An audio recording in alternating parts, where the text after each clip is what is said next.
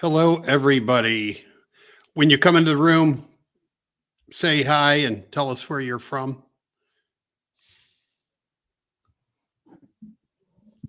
I stream this on the YouTube and YouTube channel and on Facebook, but I sent out a notice kind of late, so we might not have that many people on here, but we'll have the we'll also have the replay. No, that's all good.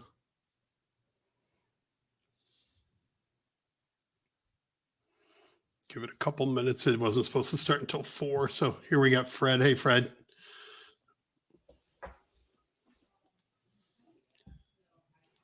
So how was the with the new Google and or Gmail requirements for email? How bad did that affect you guys? Surprisingly, not at all. Oh, good. That's good to Yeah. hear. Yeah, not at all. Well, it's good. It's good for your audience. Yeah, actually. right. Yeah. I went, I had to go. I use ConvertKit, so I had to go in there and I think I had to add some stuff to my DNS settings or something. But didn't seem to affect me either. So, and I send a lot of emails, so that's good. Hey, if anybody else is in here, pop your name in the chat, say where you're from, and we'll get going in just a couple minutes here. It looks like we got 7 people in here already. Hey, Tyrone. Andrew, can you see the chat on your side?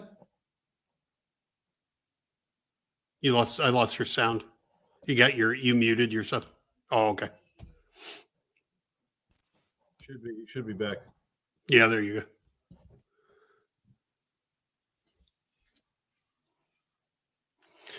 go. All right, guys, we're gonna give it. Let's give it 60 more seconds to make sure everybody's coming in here. I know we'll have people pop in along the way, but and then we'll get going here with Andrew, and we're gonna talk about some cold email marketing.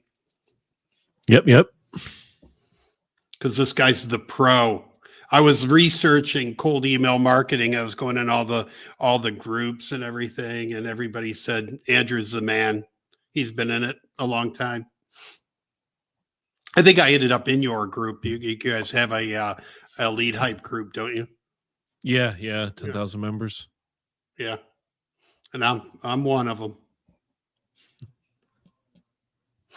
All right, man. Let's get rolling here. So everybody, I've got Andrew on he's a founder of a company called LeadHype, and they, I guess, manage cold email marketing for big customers. Correct, Andrew? Yeah, we run lots of cold email campaigns. Hundreds of active campaigns. Okay.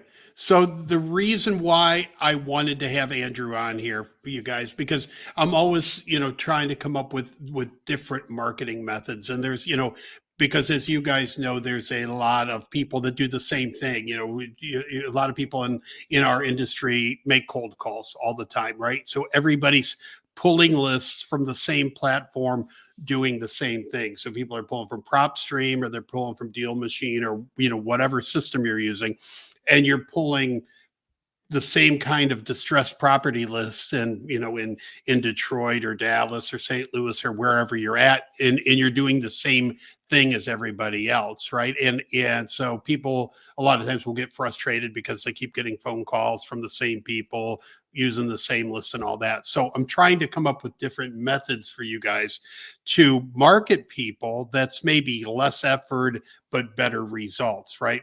And I'm a big email marketer, and I wanted to bring Andrew on and talk about cold email marketing. And I want to kind of with him walk through the process of setting up a system like this, so you can just email, you can get a list, put it in an email marketing system, and just email people kind of on autopilot and have that get leads for you. So starting with Andrew, with people being able to pull a list, and I mentioned some systems like Deal Machine, which includes email addresses in their data now, but there's others in our marketplace, PropStream, and and a lot of other ones. But once somebody gets a big email list of property owners and their email addresses. Let's talk about like how they would set up a system like this, where they could take those emails, put them into something, and just let it run for them. Mhm. Just to give a disclaimer, you make sure you're following, the Can't Spam Act and everything like that, in the cold email industry. But cold email is pretty much the same. It doesn't matter who the target audience is. It comes down to three pieces: the email list, the email copy, the actual message that you're sending out to the people, and the sending of the emails. So list, copy, sending. That's like my mantra: list, copy, sending, list, copy, sending. So the sending portion has always been the same for the past very long time. And what people are doing is they're taking paid email accounts like Google Workspace emails, like G Suite emails, Mhm. and they're sending a low volume of emails from each Google Workspace email account that they have. And the large people, to scale, what they do is they buy multiple email accounts, and then each email account that they have sends a low volume from each. But you add them all together, and it's a large volume campaign. Right. So So let it let's talk sounds about like that. Let's talk about that for just a minute with the emails. So what Andrew is saying is you can't use like Gmail or Yahoo or Outlook, like your regular generic emails. You have to actually, to do a cold email campaign, you have to buy a like a .com or a .net or some domain, and then create emails for that. So like a David at wholesalingpartners.com or something like that, correct? yeah. Well, some just to clarify, you can use Gmail accounts. It's a Okay. strategy where people buy aged ones. It's just not the strategy that we recommend personally. Okay. Okay. So you can do it if it's age, but probably not best to do it from your everyday account. No, never. Right. Whatever you do, no matter what you do, don't do that, because that's how your real emails will start going to spam. Okay. All So right.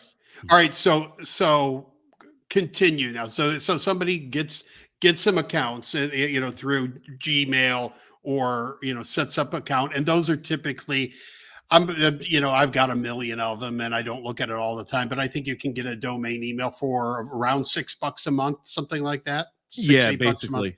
Yeah. Okay. And And you set yeah. those up. Yeah, so then after you get the domain, and people overcomplicate the domain, they say, well, what domain should I use? It has to be, and they spend so much time on it. Some of the domains that we own are like ourmarketingemail.net. You know what I mean? So it's the most generic email that you could imagine. So don't overthink that part. Um, and we use prefixes like try, get, test, and then the company name, and then like a suffix like afterwards, like now, best, or just random stuff. And that's how we get thousands of keywords and stuff like that, thousands of domains that Right. are available. So then we buy these domains, we put an email on them, and then we use a tool called SmartLead. And SmartLead.ai is the platform that controls the email accounts that you just purchase. So imagine that you have 100 of these email accounts. Logging into them and sending one email from each of the 100 email accounts is insane. So that's why there's platforms out there nowadays that allow you to attach the email account to the platform, and then the platform manages it for you. Right. It schedules, sends the emails. You could upload 100 email accounts to one campaign, and it rotates the emails throughout the day, the different sender accounts. And that's how you send volume, is using platforms like that. So you upload the email list into the tool. The tool sends emails on your behalf from the email accounts that you attach to it. Right. So that's Now, kind of the purpose of that platform. now you talk about like how many emails you can send from a email address a day, and can you throttle that up after time? So what so if somebody wanted to send 100 emails a day to homeowners and say, hey, are you interested in selling your property, what how many email addresses would they need, and can they over time send more from those email addresses. Yeah. What you just asked, that information changes like every 3 to 6 months. So I just want to put that out there. Okay. Right now, what we're doing is we're sending up to 50 cold emails per day per email account. So if you want to send 100 emails per day, you need 2 email accounts. Okay. So each email account is 50 a day, which is 1,000 a month, 20 business days per Okay. month. So, 50 per day, 1,000 a month. If you want to send 100 a day, you would need 2 email accounts, which is 2,000 sends a month. If you want 100,000 sends a month, people usually think about it on a monthly basis. But for 1,000 sends a month, it's 1 account. For 10,000 sends a month, it's 10 accounts. For 100,000 sends, it's 100 accounts. For 1,000,000 sends, it's 1,000 accounts. Right. And then with Smart Lead, they have packages where, for, I believe it's what, 30 to 40 bucks a month, you can send like 6,000 emails right out of your system, unlimited. Yeah, I don't know the exact packages off my head, but yeah, they have a $30 plan, $100 plan. Right. Okay. So right. What do you guys okay, so you set up the domains and you integrate with Smart Lead. Mhm. Is that a pretty easy process once you have the domains, plugging them into Smart Lead? Once you have emails configured, then yeah, it's a one click. It's like a one click login. Like where connection. you're authorizing it? Yeah. Like, yeah, okay. Okay, so that's pretty easy. So it's just, if anybody has ever set up a domain, that's not setting up a domain, email domain. That's going to be the more complicated part, right? Getting the domain, getting the G Suite or whatever you're going to do to set that up, and all The DNS records. DNS records and all that stuff. So, but that's the hard part. And that's what I want to point out. That's what one of the things Andrew's company does. But and from our previous conversation, Andrew, you really only do that for, you're really looking for bigger clients when you're doing that, right? You don't want to set up one email account. You're looking that somebody that's going to run campaigns that are spending, I think you gave me a number like $500 a month, right? Yeah, we have a whole bunch of different services. I can explain those at the end, I guess, after explaining how everything works. Okay. All right. Continue then. So I'm just going. More, so you go with it. Right? I guess what I'm kind of doing right now is I'm bringing us through an A to Z process. Okay. We purchased domains, we configured email accounts, and then the next step is to use a tool like Smart Lead. You attach it to Smart Lead, and then the next step of the process after you attach it to Smart Lead is to set up what's known as a warm up feature.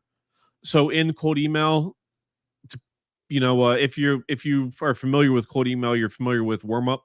And warm up is, you can't just go out you can't just buy a domain, connect an email, and then send 50 emails a day or 1,000 emails a month from day one. What you have to do is you have to warm up the email account, and there's platforms now that do that for you. So what you do is you attach your email account, and then it automatically takes that email and has a conversation with another user. And another user, it could be me and David, right? I could have an email and David could have an email, and we just email each other back and forth with the dozens of email accounts that we have. So we email each other back and forth. I might send him an email, then he replies, and then he emails me, and then I reply to him, and that happens automatically. And what you do is there's settings for that. So on day one, you'll send 2 emails automatically, and then on day 2 you'll send 4, on day 3 you'll send 6. So you ramp up by 2 until you're sending 30 a day automatically. So you're sending 30 emails a day, you're getting 10 replies a day, and you leave that running for 3 weeks from the day that you connect it and set it up. So you buy the domain, you buy the email, you connect it, you configure warming, and then you let it run automatically for 3 weeks. And that's the warm up time. Explain why warming is important. If you don't, your emails will just not land in inbox. You're just sending emails. You'll see that you sent emails, but no one's reading it, so you can't sell anything. But it doesn't it show it shows the email service providers like Google or Gmail that when people are engaging with it, it lands them in the inbox because it looks more personal, more conversational versus just Exactly. The purpose of warm up is to uh I don't know a good term. Yeah, age the account, make it look create activity in the right, account. You right. know, with the purpose of landing in the inbox. So Okay, when you do start the cold email campaign, your emails land in inbox rather than spam. gotcha. All right. So continue. Okay, so after you get the start that warm up process and you get them warmed up, then where do you go with it? Yeah. So after everything's warmed for 3 weeks, then you turn on the actual real cold email campaign, and that takes you basically flip the switch. That's how I think of it in my head, and you start sending real cold emails, and you're also sending warm up emails at the same time to keep the email looking real as Okay. possible. So so then you're sending the 50 cold emails a day, and then the next thing to do is wait and collect data, see how it does. Okay. So we would Well, of course, you have to configure the campaign and everything like that. right. So that's what I Yeah, was going to say. yeah. So, So so yeah. Sorry if I'm leaving that part out. oh, that's okay. So you would craft. So if we're doing 100 a day or or 500 emails a day and we've got the emails stacked up for it, we would craft how many different emails would you craft to go out to the recipients? So what you're talking about is split tests. So what we do in our company, all right. So say that your emails are warming, right? The next part of that process is now you have to craft your message and upload your list and everything like that. Right. So when you're crafting the message, your audience is targeting, they're trying to purchase properties. Um, what you could do or would want to do would be to write, multiple versions of your message. Like every time you think that you have a good message, sometimes it's not good. Sometimes what you think works doesn't work and it fails miserably. I feel So like that often with my emails.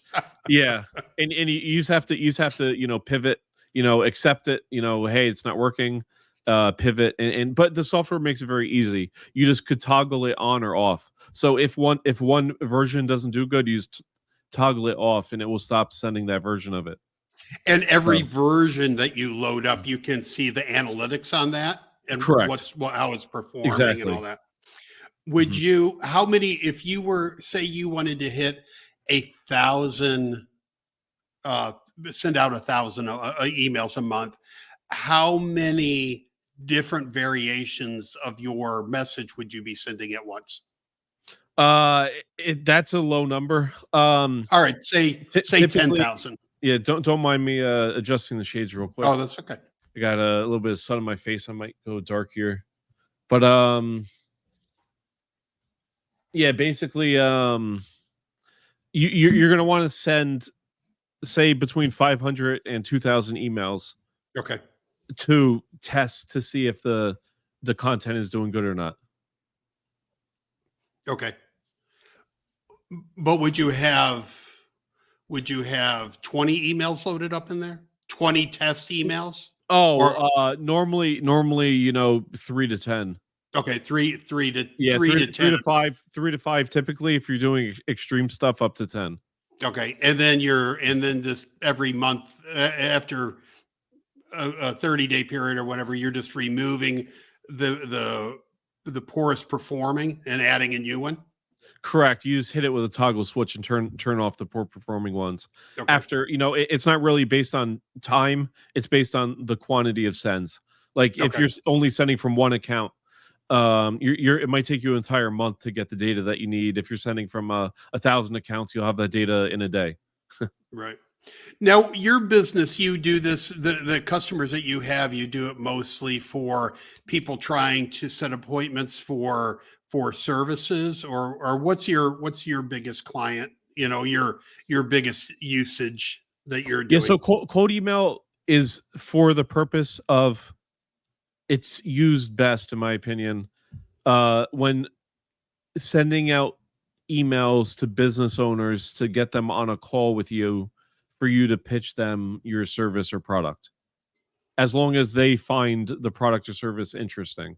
Right. That's typically what cold email is used for. That being said, I know that there's, property managers that use cold email to target absentee owners, um, to get them to rent their property as a vacation rental. Right. So I know that's also very popular in the cold email industry. Right. So So and I understand Andrew's not like, I explained to him what wholesalers do, but this is kind of new to him.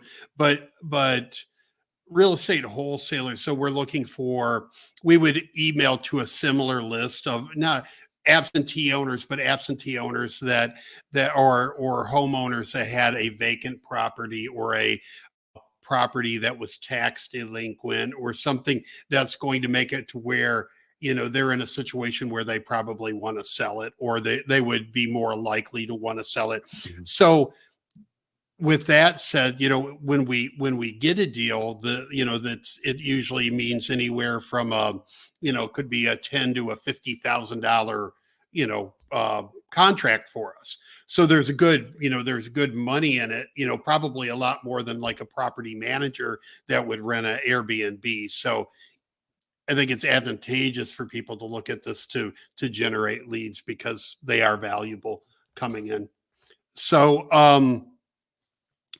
so once you get it up and running, I mean, like, really, other than just continually loading new leads in there, or new email addresses and new names, what kind of management is there? You check in, see what's converting, and adding new email addresses.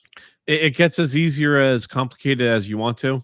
Okay. If you have enough data to last you for a year, you could literally upload, create one campaign, upload all the year worth of data, keep your email split tests, you just keep the email there running and turn it on or off.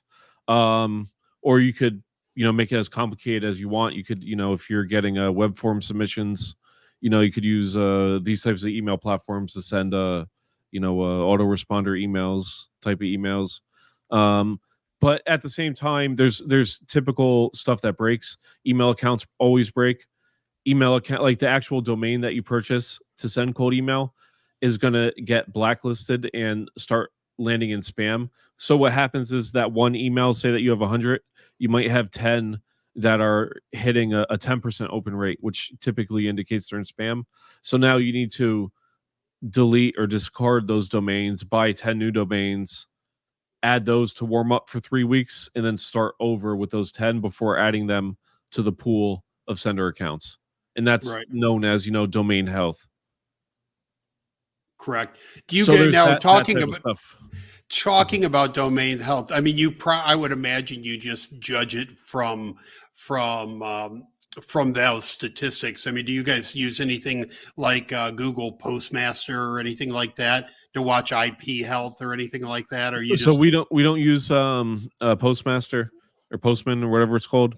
What we do is we use just indicators, and it's depending on how crazy the situation is. But typically, check for if you're on a blacklist. The domain's in a blacklist. You could check, make sure everything DNS is configured properly. Open rate is my first indicator, and then I check the warm up statistics to see if it's landing in spam. And then after that, I check, for blacklists. where do you check for that at, Andrew? Is there a website you can check? Yeah, for blacklists, you go to mxtoolbox.com, and you just type in your domain, and it'll tell you if it's blacklisted. Okay. Yeah. That's good advice. So really, that's going to be the main thing that you're going to watch for after you get this set up and running. For me, it's open rates. Yeah. Right. And on a per email basis. So you'll see that you'll have some open rates in the 40s and 50s, and then some in the 10s and 20s. And typically we just throw those out. But there's really crazy spam situations that pop up. Once we had a guy who was sending like 1 million emails a year, and his phone number ended up getting us blacklisted. So in the email, so in the email, in his email signature, he had a phone number, and it was used so much that it was actually caused us to be blacklisted on new domains and emails that were properly warmed up. So it's just some hardcore diagnostic stuff that we have to do sometimes. So that were interesting you say that. So would it be better when you're sending out emails to maybe keep that kind of thing out of it and just say, hey, if you're interested in selling this property or you want to talk, reply. No, because people confuse and start to believe that the goal of cold emailing is to land in the inbox, but the goal of cold emailing is to make money. Right. So if you might get double or triple the amount of leads if you add the phone number, but your email might go to spam in 1 month instead of 4 months. Okay. But you during that 1 month of usage, you got 4 times the amount of leads. Sure. So that the only thing that matters is ROI. I didn't know if the back and forth would help your domain authority, but I completely agree with what you're saying. I mean, like the end result is to get leads. Do you see a phone number working better than saying, I would assume it works better than saying, hey, here's my website. If you've got a property to sell, go fill out my form. I would assume a phone number would work better. The call to action, what you're doing with the traffic. I never push them to a website. It's for them to do that amount of effort and work just doesn't make sense. The data that you have, if they reply, you should have their address already, so you shouldn't need to get them to fill out a form. Right. I mean, and so yeah, I never get them to fill out a form. Number one. Number two, the best thing, or then the next thing to do is the options that you have is to get them to reply. So it's like, like you said, reply if you're interested, or you could say, would you consider selling for the right price? ? Like that could be the end of the cold email message. A phone number, is another call to action. But what I'm going to tell you is that the target audience requires different call to actions. Like you might have someone in one market that has a better call to action than a different market. You know what I mean? Like you might be targeting people that are blue collar versus white collar, and the white collar people might be comfortable replying versus the blue collar people just want to call you.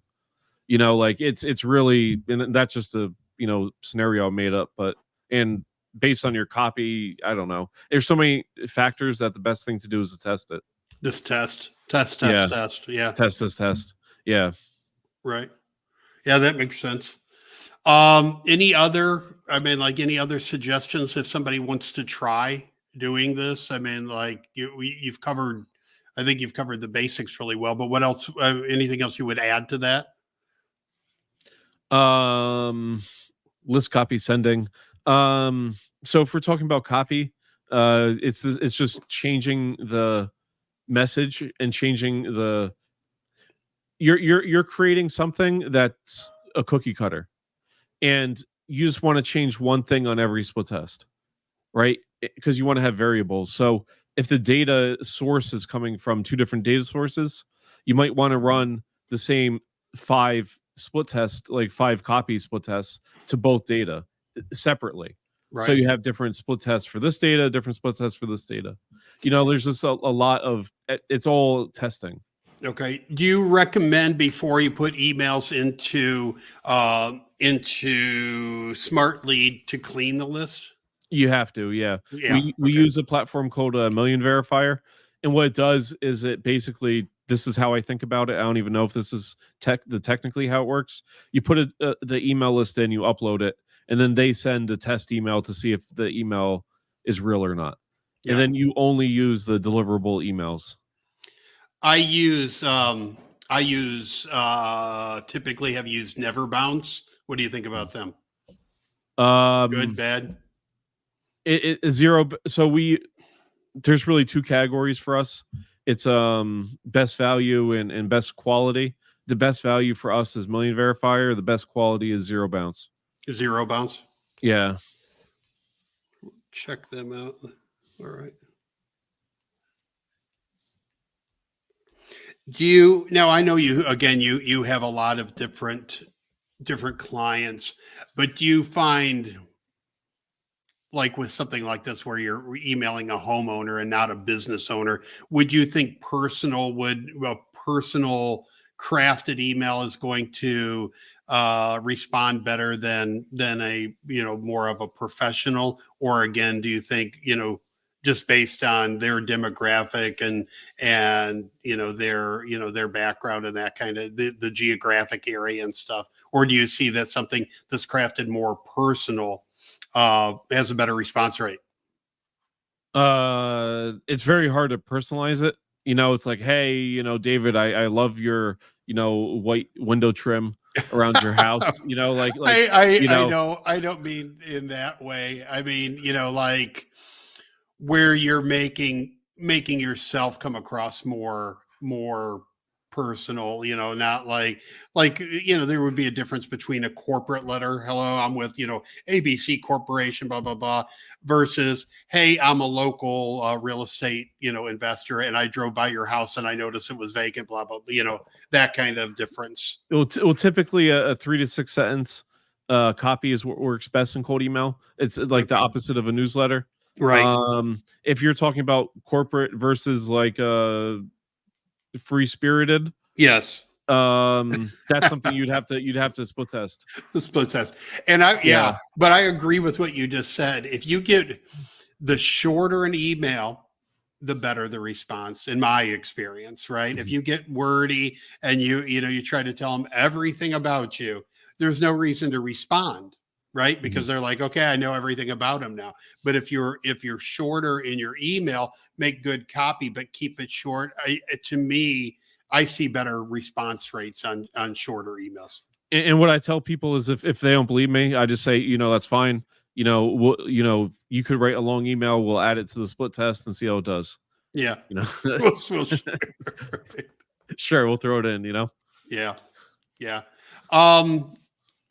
I would assume, okay, so I don't want to talk about your individual clients, but as a marketing method, when you see clients come on, I mean, overall, are they sticking with cold email because it's working for them? I mean, I would assume that if you get it dialed in right, it would be beneficial, and it would be something that you would hang with.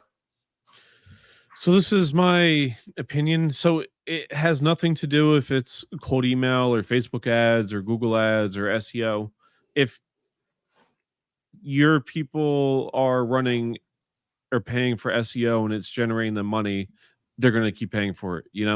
What I would tell you is that, of course, if it makes them money, they keep paying. Do most of our clients stay long term? Yes, lots of our clients do. I have clients that have been around for years and send me referrals, 4 years later and stuff. But yeah, I mean, if you make it work, and typically, I guess a better question is, what makes campaigns work versus not work? And I think a lot of it is people put minimal effort in and expect it to just work.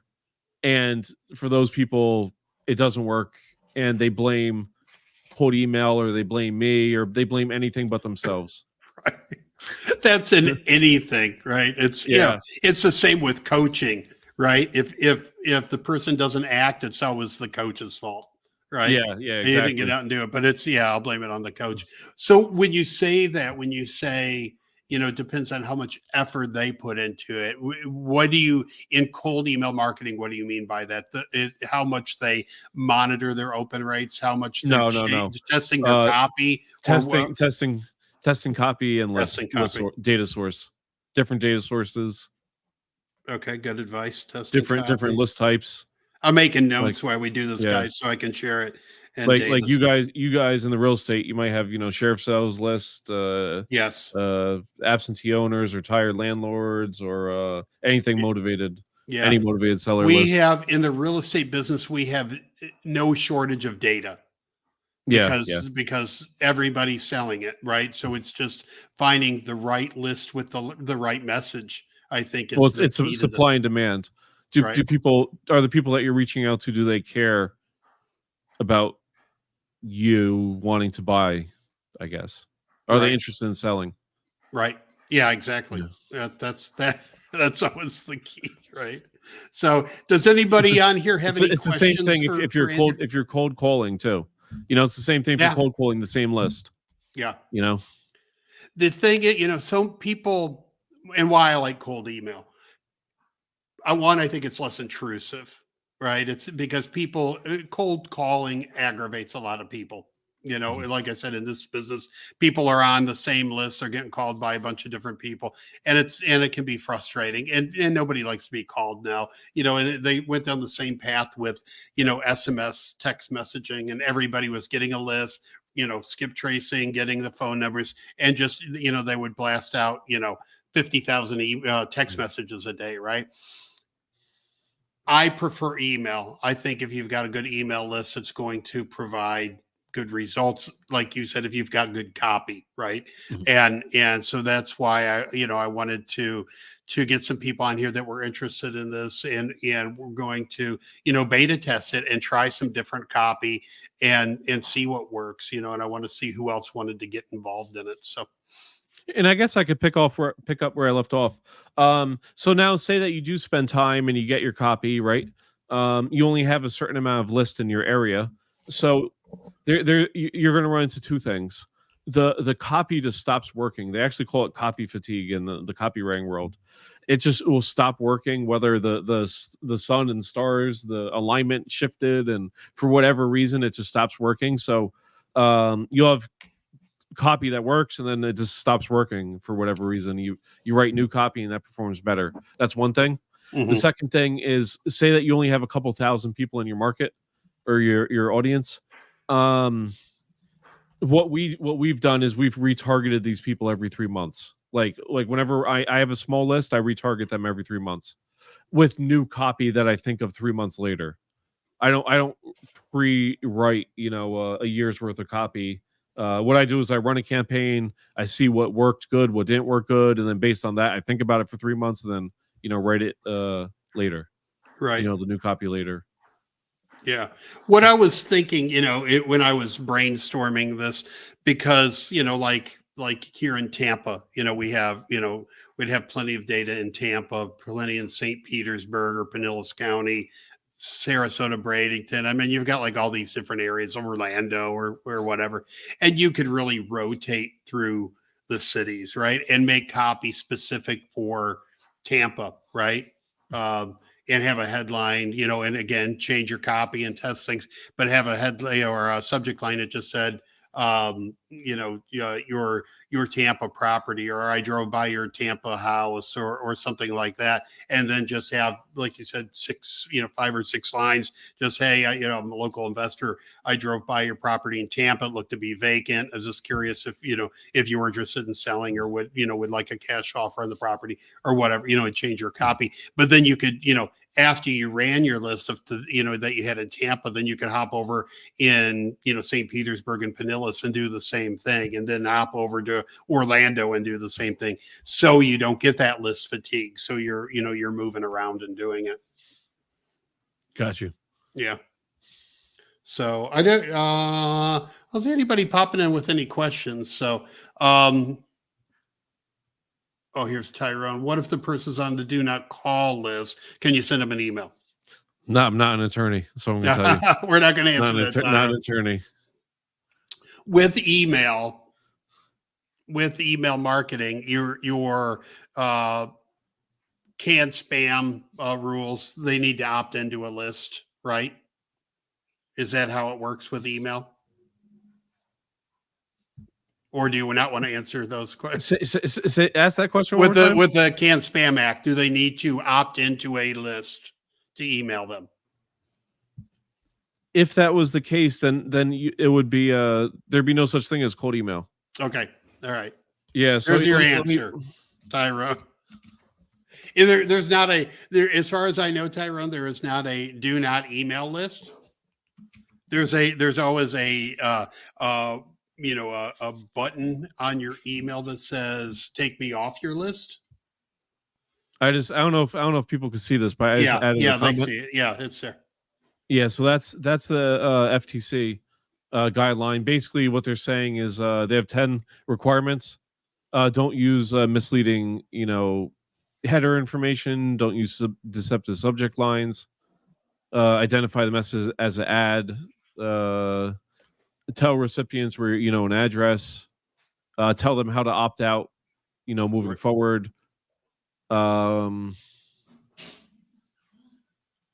Honor opt out requests. You have like 10 business days. That's it. And that's unsolicited emails. Yeah. So read through that, Andrew, or I'm sorry, Andrew, through it, Tyrone.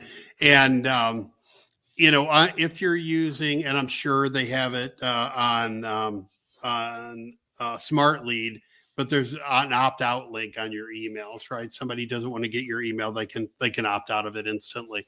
So same on, on my email with ConvertKit or whatever. So there's no such thing as that I'm aware of. I've never scrubbed against a do not call list on an email. But you're supposed to. What you're supposed to do though is keep a list of everyone that requested to opt out, and you have to honor that. If they unsubscribe, to not reach out to them. So it's like a individualized. They opted out to you. Yeah. That makes sense.